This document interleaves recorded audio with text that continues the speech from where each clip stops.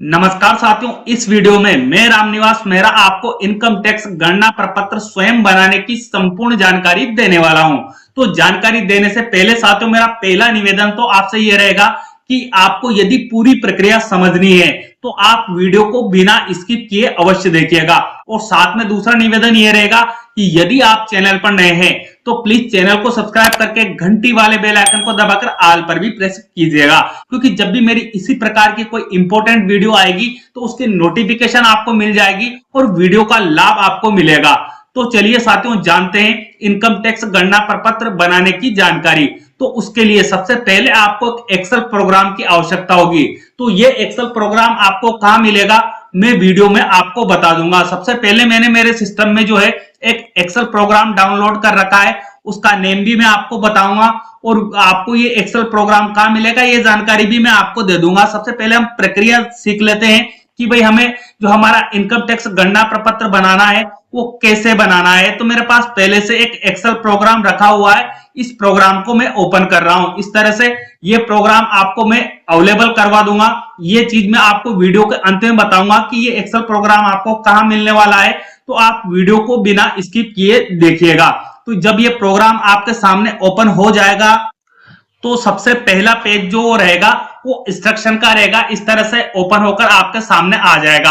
आप चाहें तो जो इंस्ट्रक्शन आपको यहां दिए गए हैं उन इंस्ट्रक्शन को रीड कर सकते हैं, और यदि आप इंस्ट्रक्शन को रीड नहीं करना चाहते हैं तो आप वीडियो को बिना स्किप किए देख लीजिएगा, आपको सारी प्रक्रिया समझ में आ जाएगी। तो उसके लिए सबसे पहले आपको यहां जाना है, यहां मिलेगा आपको मास्टर डेटा नेम से ऑप्शन, तो आपको यहां पर क्लिक कर लेना है। जैसे ही आप यहां पर क्लिक करेंगे अब आपके सामने इस तरह की इंफॉर्मेशन आएगी।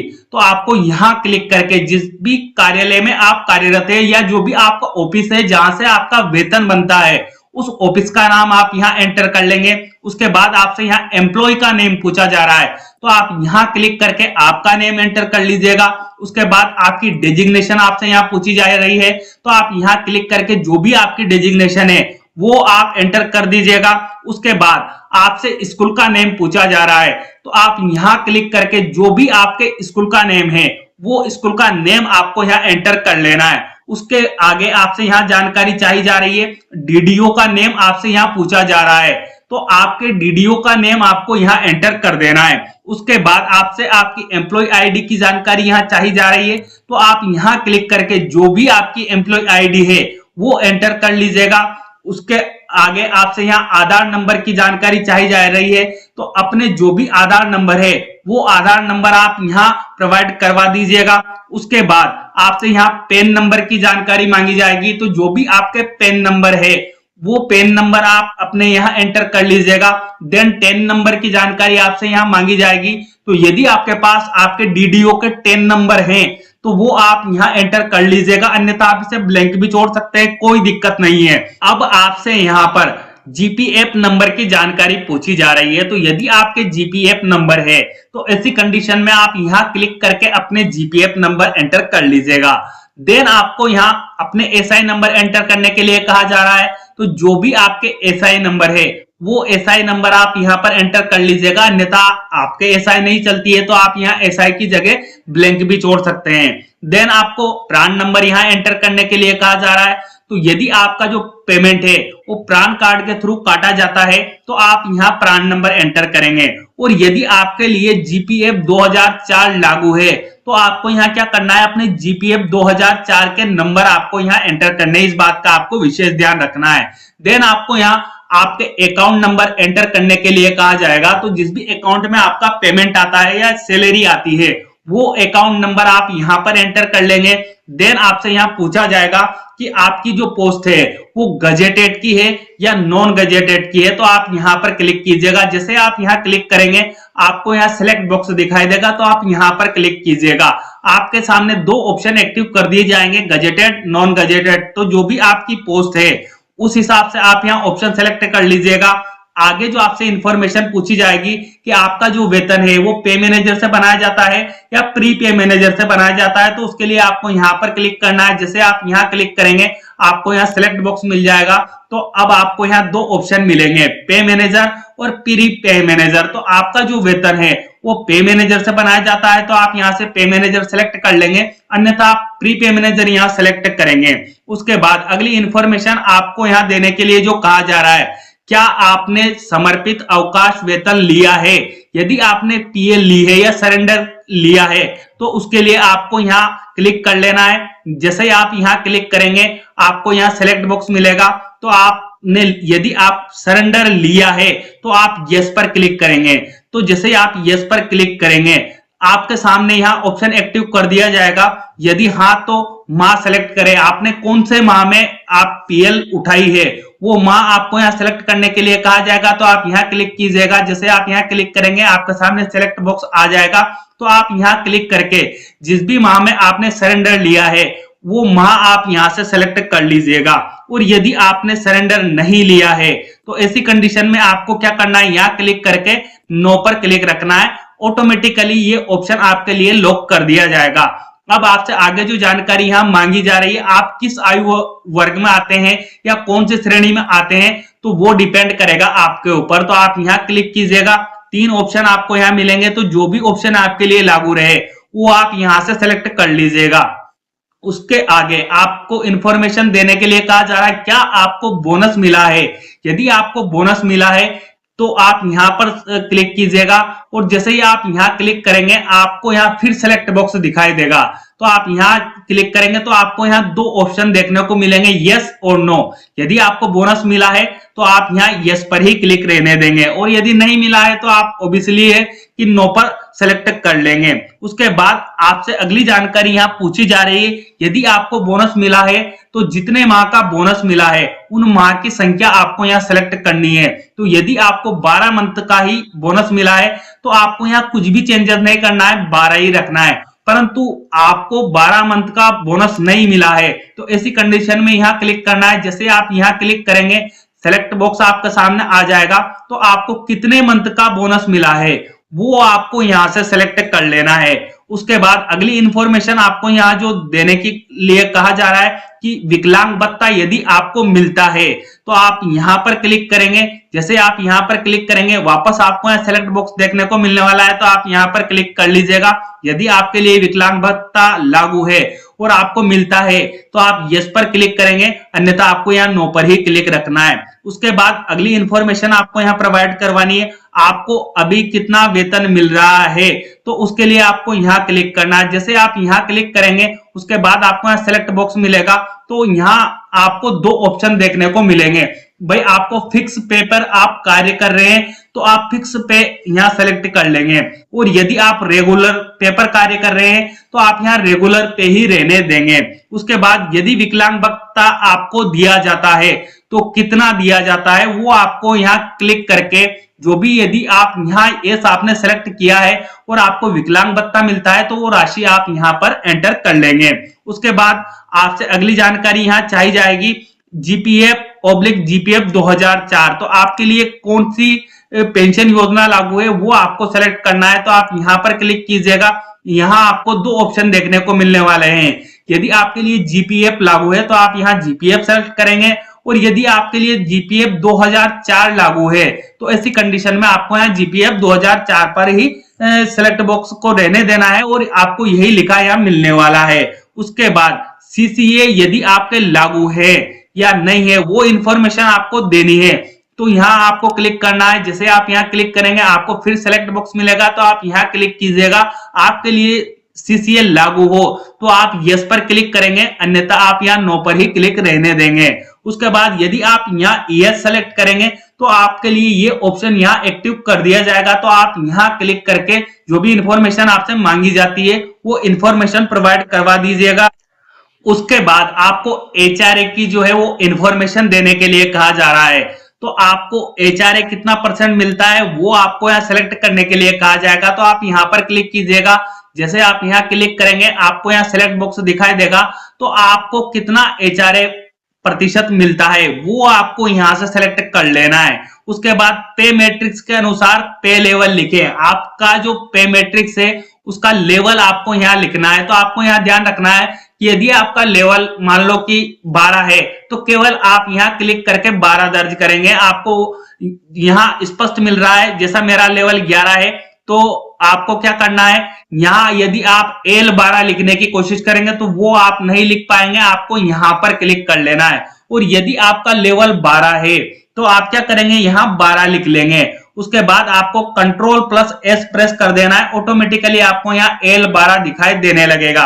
और यदि आपका L11 है या L और कुछ है तो आपको वो संख्या यहाँ लिखनी है, जैसे कि मैंने यहाँ संख्या लिखी है। उसके बाद आप क्या करना है, Ctrl+S प्रेस कर देना है, ऑटोमेटिकली आपके लिए यहाँ जो आपका पे मैट्रिक्स लेवल है वो आपको यहाँ शो कर दिया जाएगा। अब अगली जो इंफॉर्मेशन आपको यहाँ देनी है, 1 मार्च 2023 को आपका बेसिक कितना था या मूल वेतन कितना था, वो इंफॉर्मेशन आपको यहाँ देनी है। तो आप यहाँ क्लिक करके आपका 1 मार्च 2023 को जो भी मूल वेतन है वो आप यहाँ पर एंटर कर लीजिएगा। उसके लिए आपको क्या करना है, आपका GA55 डाउनलोड करना है। GA55 में आपको बिल्कुल मिलेगा कि आपका बेसिक 1 मार्च 2023 को कितना था, वो आप यहाँ पर GA55 में देख के एंटर कर देंगे। उसके बाद यदि वित्तीय वर्ष 2023-24 में इंक्रीमेंट के अलावा मूल वेतन में परिवर्तन हुआ है तो आपको यहाँ माह सेलेक्ट करना है। अब आपके मान लो एसीपी लगी हो या और किसी कारण से आपके जो इंक्रीमेंट के अलावा मूल वेतन में यदि कोई परिवर्तन हुआ है तो आपको क्या करना है, यहाँ क्लिक करना है। जैसे आप यहाँ क्लिक करेंगे आपको यहाँ सेलेक्ट बॉक्स मिलेगा, तो आपका मूल वेतन में कब परिवर्तन हुआ है वो मंथ आपको सेलेक्ट करने के लिए यहाँ कहा जा रहा है, तो आप वो मंथ यहाँ सेलेक्ट कर लीजिएगा। और यदि आपका कोई चेंजेस नहीं हुआ है तो आपको यहाँ ब्लैंक छोड़ना है, कुछ भी नहीं करना है। इसके बाद अगली जो जानकारी आपसे यहाँ चाहिए जा रही है, इंक्रीमेंट के अलावा यदि मूल वेतन में कोई परिवर्तन हुआ है तो वेतन लिखें। यदि इंक्रीमेंट के अलावा आपके मूल वेतन में कोई परिवर्तन हुआ है तो आप यहाँ क्लिक करके आपका वेतन लिख सकते हैं। उसके बाद ग्रुप इंश्योरेंस रेट जो कटेगी वो 220 रुपए की कटेगी, यहाँ आपको चेंजेस नहीं करना है, ये सबके लिए समान रहेगा। अब आपको यहाँ जो इंफॉर्मेशन देनी है उसके लिए इन इंस्ट्रक्शनों को रीड करना है। आपको जिस अवधि का वेतन बनाना है उस अवधि को आपको यहाँ सिलेक्ट करना है। तो हमारे अधिकतर साथियों का जो वेतन है वो मार्च 23 से फरवरी 23 के मध्य ही बनता है, और हम जो टैक्स कैलकुलेशन करते हैं इन्हीं माह के मध्य करते हैं, तो आपको यहाँ चेंजेस नहीं करना है। उसके अलावा आपको यदि कोई वाश अलाउंस मिलता है तो कितना मिलता है वो आप यहाँ एंटर कर देंगे, और यदि नहीं मिलता है तो आपको यहाँ कोई चेंजेस नहीं करना है। उसके बाद आरओपी यदि आपको मिलता है तो आप यहाँ क्लिक करके वो एंटर करेंगे, अन्यथा आपको यहाँ कुछ नहीं करना है। और अदर आपको कोई जो वेतन मिलता है या अदर अलाउंस मिलता है तो आप यहाँ क्लिक करके उनकी इंफॉर्मेशन दे देंगे, अन्यथा आपको यहाँ ब्लैंक छोड़ देना है। अब आगे जो आपको इंफॉर्मेशन प्रोवाइड करवानी है वो सबसे पहले एसआई की प्रोवाइड करवानी है। तो आपकी एसआई कितनी काटी जा रही है वो राशि आपको यहाँ पर एंटर कर देनी है। उसके बाद आपका जीपीएफ 2004 कितना काटा जा रहा है वो आप यहाँ क्लिक करके एंटर कर देंगे। उसके बाद आपकी एलआईसी जो वेतन से काटी जा रही है वो कितनी काटी जा रही है वो आप आपके GA55 में देखेंगे, और उसी के अनुसार आप यहाँ एक मंथ की एलआईसी आपको एंटर करनी है। मतलब एक मंथ में आपकी कितनी राशि कटती है वो राशि आपको यहाँ लिखनी है। आरजीएचएस आपके पर मंथ कितनी कटौती हो रही वो आप GA55 में देख लेंगे और यहाँ पर एंटर कर लेंगे। उसके बाद आपको यहाँ टैक्स की इंफॉर्मेशन देने के लिए कहा जा रहा है। तो मार्च में आपने कितना टैक्स पे किया आप GA55 में से देख के उस हिसाब से यहाँ एंटर कर लीजिएगा। फिर आपने अप्रैल में कितना टैक्स पे किया वो आप यहाँ एंटर कर लीजिएगा। मई में आपने कितना टैक्स पे किया वो इंफॉर्मेशन आप यहाँ दर्ज कर दीजिएगा। जून, जुलाई, अगस्त, सितंबर, अक्टूबर, नवंबर और दिसंबर में आप कितना टैक्स पे करना चाहते हैं वो इंफॉर्मेशन आप यहाँ पर एंटर कर लीजिएगा। उसके बाद आपको जनवरी और फरवरी को छोड़ देना है। जैसे कि मैं 0 एंटर कर लेता हूं, आपको यहाँ करके बता देता हूं कि मान लो मैं जनवरी और फरवरी में अपना जो टैक्स है उसे 0 करना चाहता हूं, तो मैंने यहाँ 0 कर दिया है। आगे मैं आपको डबल बता दूंगा कि आपको कितना टैक्स पे करना है। ऑटोमेटिकली एक्सेल प्रोग्राम इस तरह से डिजाइन किया गया है कि ऑटोमेटिकली ये प्रोग्राम बताएगा कि आपको टैक्स कितना पे करना है, तो उस हिसाब से हम हमारी जो टैक्स की कटौती है वो आगे करवाएंगे। अब आपको क्या करना है, यहाँ पर आना है, GA55 जो है उसे चेक करना है और एडिट करना है। आपको क्या करना है, आपका जो GA55 है उसको सबसे पहले चेक कर लेना है। इसमें आपके किसी भी प्रकार का परिवर्तन आपको करना हो, जैसे यहाँ तो ऑटोमेटिकली कैलकुलेशन आपको बता दिया जाएगा, जनरली आपको यहाँ चेंजेस करने की आवश्यकता नहीं होगी। परंतु यदि आपको यहाँ चेंजेस करने की आवश्यकता लगती है तो आप यहाँ क्लिक करके उसे चेंज कर सकते हैं। उसके अलावा आपने एसआई की इंफॉर्मेशन पहले से प्रोवाइड करवा दी है, तो एसआई आपकी 70 पर्यंत वही रहने वाली है, तो आपको एसआई में यहाँ चेंजेस करने की आवश्यकता नहीं होगी। जनरली हम जीपीएफ में हमारी कटौती घटाते हैं बढ़ाते रहते हैं, तो ऐसी कंडीशन में आपको क्या करना है, आपका जीए 55 देखना है और जितनी भी जीपीएफ की राशि आपने कटवा रखी है पर मंथ आपको यहाँ चेक कर लेना है। यदि कोई चेंजेस है तो आप यहाँ क्लिक करके उसमें चेंजेस कर सकते हैं। उसके बाद आपकी एलआईसी आपने जो आगे इंफॉर्मेशन दी है वही एलआईसी की कटौती आपकी 70 पर्यंत की जाएगी, वो इंफॉर्मेशन आपको यहाँ चेक कर लेनी है कि इसमें कोई गलती तो नहीं है अपने जीए 55 के अनुसार। उसके बाद आपको आरजीएचएस की इंफॉर्मेशन यहाँ बताई जाएगी, तो आपका जो आरजीएचएस है वो कटौती भी आपकी पर मंथ होती है, तो आप जीए 55 चेक कर लीजिएगा, उस राशि को चेक कर लीजिएगा कि आपकी राशि कितनी कटनी है। उसके बाद यदि आपने एसआई लोन ले रखा है तो ऐसी कंडीशन में आपको यहाँ जो भी आपने एसआई लोन ले रखा है उसकी राशि आप जो पे करते हैं वो आप यहाँ एंटर कर दीजिएगा। जीपीएफ का लोन आपने ले रखा है तो वो राशि आप यहाँ एंटर कर सकते हैं। इसके अलावा अदर आपका कोई यहाँ चेंजेस है तो वो आपको चेक कर लेना है और यहाँ एंटर कर देना है। देन हितकारी निधि की इंफॉर्मेशन आपको ऑटोमेटिकली यहाँ डिस्प्ले कर दी जाएगी। उसके बाद आपका टैक्स कितना कटा है वो इंफॉर्मेशन आपको यहाँ बताई जाएगी, तो इन चीजों को आपको चेक कर लेना है। बस आगे आपको और कुछ नहीं करना है, आपके जीए 55 के अनुसार यहाँ आपको डेटा मिल जाना चाहिए। उसके बाद हम चलेंगे एक्स्ट्रा डिडक्शन की ओर, तो उसके लिए हमें यहाँ ऑप्शन दिया हुआ है, तो आप यहाँ पर क्लिक कीजिएगा। उसके बाद सबसे इंपॉर्टेंट चीज जो आपको यहाँ सेलेक्ट करनी है वो ये है मकान किराया भत्ता। यदि रसीद के माध्यम से छूट लेनी हो तो आपको यहाँ क्या करना है, यहाँ क्लिक करना है। जैसे आप यहाँ क्लिक करेंगे आपको यहाँ दो ऑप्शन मिलेंगे। यदि आप मकान किराए पे जो छूट लेना चाहते हैं तो आप यहाँ यस पर क्लिक कर लीजिएगा। उसके बाद आपका एचआरए कितना आपको मिला है वो एचआरए आपको कहाँ देखने को मिलने वाला है, तो उसके लिए आपको यहाँ क्लिक कर लेना है जीए 55 ओनली। तो आपको जितना भी एचआरए मिला है वो इंफॉर्मेशन आपको यहाँ बता दी जाएगी, तो आप यहाँ से अपना एचआरए देखिएगा। उसके बाद आप यहाँ एक्स्ट्रा डिडक्शन में आइएगा और अपने एचआरए की राशि आप यहाँ पर एंटर कर लीजिएगा। अब आप यहाँ पर देखिएगा जो भी डिडक्शन आपका अलग से हुआ है वेतन के अलावा वो इंफॉर्मेशन आपको यहाँ रीड कर लेना है। भाई आपका अलग से डिडक्शन क्या हुआ है वो आपको यहाँ इंफॉर्मेशन प्रोवाइड करवानी है। तो ये डिपेंड करेगा आपके ऊपर कि आपका जो वेतन बनता है उसके अलावा एक्स्ट्रा जो आपकी कोई डिडक्शन है तो वो इंफॉर्मेशन आप यहाँ दर्ज करेंगे। जैसे जीवन बीमा प्रीमियम यदि आपके वेतन से नहीं काटा जा रहा है वो अलग से है तो वो आप यहाँ पर एंटर कर लेंगे। उसी तरह अन्य स्रोतों से आपकी कोई आय होती है तो आप यहाँ बता देंगे। आपको इन इंस्ट्रक्शनों को रीड करना है और उसी के हिसाब से यहाँ पर जो राशि है वो दर्ज करनी है। इस तरफ भी आपको इसी बात का ध्यान रखना है कि जो भी राशि आपकी एक्स्ट्रा डिडक्शन है वो आप उसकी सूचना यहाँ पर एंटर करके दे देंगे। तो आप सारी इंफॉर्मेशन यहाँ पर दर्ज कर देंगे। उसके बाद आपको कुछ नहीं करना है। प्रोग्राम इस तरह से डिजाइन किया गया है कि सब कार्य अब आपका हो चुका है, आपका कार्य संपन्न हो चुका है। आपको यहाँ आना है एचआरए कैलकुलेशन पर, आप यहाँ क्लिक करेंगे तो आपको यहाँ बता दिया जाएगा कि आपको रसीद कितने की लगेगी। यदि आप एचआरए में छूट लेना चाहते हैं तो आपको आपके डीडीओ को रसीद प्रोवाइड करवानी होगी। तो कितने रुपए की आपको रसीद बनानी है वो इंफॉर्मेशन भी आपको यहाँ बता दी जाएगी। तो आप यहाँ से देख के उस हिसाब से अपनी रसीद बनवाइएगा। उसके बाद आपको यहाँ पर बताया जा रहा है जीए 55 ओनली, तो आपको क्या करना है यहाँ पर क्लिक करना है। जैसे आप यहाँ पर क्लिक करेंगे आपका जो जीए 55 है वो बनकर आपके सामने रेडी हो जाएगा। आपको क्या करना है सिर्फ यहाँ क्रॉस चेक करना है जो जीए 55 आपने पे मैनेजर या प्री पे मैनेजर से डाउनलोड किया है क्या उसी के अनुसार सारी इंफॉर्मेशन जो यहाँ बताई जा रही है वो उसी के अनुसार आ रही है या नहीं आ रही है, ये आपको चेक कर लेना है। देन आपको आना है, आपको ऑप्शन मिलेगा कंप्यूटेशन का, तो आप यहाँ पर क्लिक कीजिएगा। जैसे आप यहाँ पर क्लिक करेंगे अब आपके सामने इस तरह की इंफॉर्मेशन आएगी। जो आपका कंप्यूटेशन बताया जा रहा है वो ओल्ड टैक्स रिज्यूम के अनुसार यहाँ बताया जा रहा है। तो ओल्ड टैक्स रिज्यूम के अनुसार आपका टैक्स कितना बाकी है, आपको कितना टैक्स और पे करना है वो इंफॉर्मेशन आपको यहाँ बता दी जाएगी कि जो आपका टोटल टैक्स बन रहा है वो कितना बन रहा है, इतना बन रहा है, और उसके बाद आपको टैक्स पे कितना और करना है, तो वो इंफॉर्मेशन आपको बताई यहाँ जाएगी।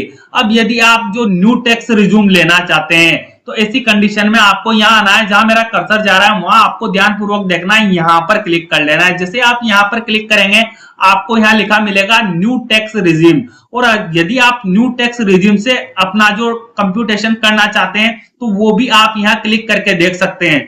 अब आपको यहाँ कितना टैक्स पे करना होगा वो इंफॉर्मेशन भी आपको यहाँ बता दी जाएगी। तो ये डिपेंड करेगा आपके ऊपर कि आप कौन सी टैक्स रिज्यूम लेना चाहते हैं, वो आपके ऊपर डिपेंड करेगा। तो मैं ओल्ड टैक्स रिज्यूम से जैसे आपको बता देता हूं अभी यहाँ से।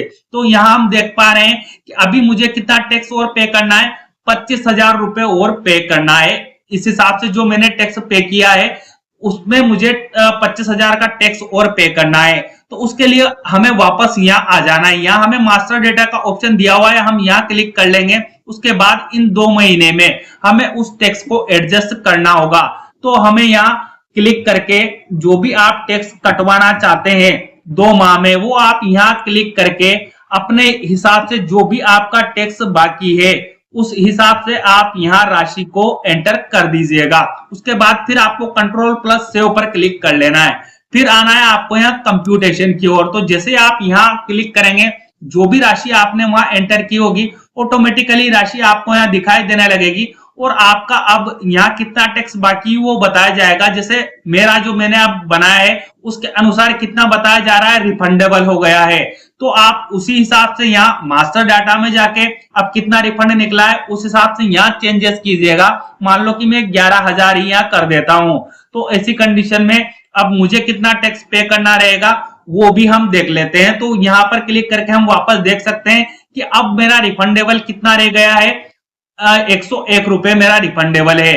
और मैं आपको यहाँ पर वापस बताता हूं कि अगर न्यू टैक्स रिज्यूम में लेता हूं तो ऐसी कंडीशन में क्या मिलता है मुझे कि मेरा कितना रिफंडेबल बनता है, 3,475 रुपए बनता है। तो ये डिपेंड करेगा आपके ऊपर कि आप ओल्ड टैक्स रिज्यूम से लेना चाहते हैं या न्यू टैक्स रिज्यूम से लेना चाहते हैं। उस हिसाब से आप यहाँ से ऑप्शन सेलेक्ट कर लीजिएगा। अब आपको क्या करना है, आपका जो इनकम टैक्स का पूरा डेटा कंप्लीट हो चुका है। आपको क्या करना है, अपने डीडीओ को जो प्रिंट आउट हैंड ओवर करनी होगी तो उसके लिए आपको यहाँ ऑप्शन दिया हुआ है GA 55 प्रिंट ओनली का ऑप्शन आपको यहाँ मिलेगा। तो आप यहाँ पर क्लिक कीजिएगा, यहाँ ऑप्शन दिया हुआ है आप यहाँ पर क्लिक कीजिएगा। जैसे आप यहाँ क्लिक करेंगे आपको एक ऑप्शन यहाँ मिलेगा प्रिंट का, तो आप यहाँ क्लिक कीजिएगा। जैसे आप यहाँ क्लिक करेंगे फिर आपको यहाँ ऑप्शन मिल जाएगा प्रिंट का, तो आप यहाँ प्रिंट पर क्लिक कर लीजिएगा। अब आपको यहाँ क्या करना है, यदि आपके पास प्रिंटर है तो आप डायरेक्ट प्रिंटर का नेम यहाँ क्लिक करके, जैसा कि मुझे यहाँ मिल रहा है प्रिंटर का नेम यहाँ क्लिक करके डायरेक्ट प्रिंट दे सकते हैं। परंतु यदि आपके पास प्रिंटर नहीं है तो आप इसे पीडीएफ में सेव कर लीजिएगा। तो उसके लिए आप यहाँ सेव एज पीडीएफ कर लीजिएगा। उसके बाद आपको यहाँ ओके का ऑप्शन मिलेगा, तो आप यहाँ ओके पर क्लिक कीजिएगा। जैसे आप ओके पर क्लिक करेंगे अब आपके सामने इस तरह की इंफॉर्मेशन आएगी। तो आप यहाँ डेस्कटॉप सेलेक्ट कर लीजिएगा। उसके बाद आपको फाइल का नेम देना है, तो आप यहाँ फाइल का नेम दे सकते हैं। जैसे GA 55 हम टेक्स्ट का यहाँ नेम दे देते हैं फाइल को। ऐसे आपको भी फाइल का नेम दे देना है, उसको सेव कर देना है। जैसे आप सेव करेंगे कुछ टाइम प्रोसेस होगी और ये फाइल सेव हो जाएगी। उसके बाद आपको डीडीओ को जो है इसका बैक पेज जिसे हम कंप्यूटेशन कह सकते हैं उसकी इंफॉर्मेशन भी देनी होगी। तो आपको यहाँ ध्यान रखना है कि ओल्ड टैक्स रिज्यूम से आप लेना चाहते हैं या न्यू टैक्स रिज्यूम से लेना चाहते हैं, वो ऑप्शन आप यहाँ से सिलेक्ट कर लेंगे। देन आप यहाँ आएंगे तो यहाँ आपको वापस क्लिक कर लेना है। फिर आपको यहाँ प्रिंट का ऑप्शन मिलेगा, तो आप यहाँ प्रिंट पर क्लिक कर लीजिएगा। और यदि आप वही प्रक्रिया है कि आपके पास प्रिंटर है तो आप प्रिंटर को यहाँ से सेलेक्ट कर लीजिएगा, अन्यथा आपको यहाँ पीडीएफ का ही ऑप्शन सेलेक्ट रहने देना है। फिर उसके बाद आपको यहाँ क्लिक कर लेना है। जैसे आप यहाँ क्लिक करेंगे अब आपको वापस डेस्कटॉप पर सेव करना है, तो आप यहाँ डेस्कटॉप पर सेव कर लीजिएगा और यहाँ फाइल को नेम दे दीजिएगा। जैसे मैं यहाँ टेक्स्ट फाइल को नेम दे देता हूँ और आप इस फाइल को टेक्स्ट नेम देने के बाद यहाँ आपको सेव का ऑप्शन मिलेगा, तो आप यहाँ सेव पर क्लिक कर लीजिएगा और जो फाइल है आपकी डेस्कटॉप पर सेव हो जाएगी। जैसे मैं आपको बता देता हूं कि जो फाइल है मैंने सेव की है वो डेस्कटॉप पर सेव कर ली है, तो वो कहाँ मिलने वाली है, तो ये दोनों फाइल है। अब आपको यहाँ दिखाई दे रही होगी GA 55 टेक्स्ट के नाम से मैंने एक फाइल बनाई थी और दूसरी फाइल जो बनाई थी वो टेक्स्ट नेम से बनाई थी। तो दोनों फाइलें मेरे पास यहाँ सेव है। जब भी आपके पास प्रिंटर आए आप इसे प्रिंट करवा सकते हैं, या अपने डीडीओ को भेजना चाहते हैं तो डायरेक्ट आप डीडीओ को यहां से सेंड कर सकते हैं।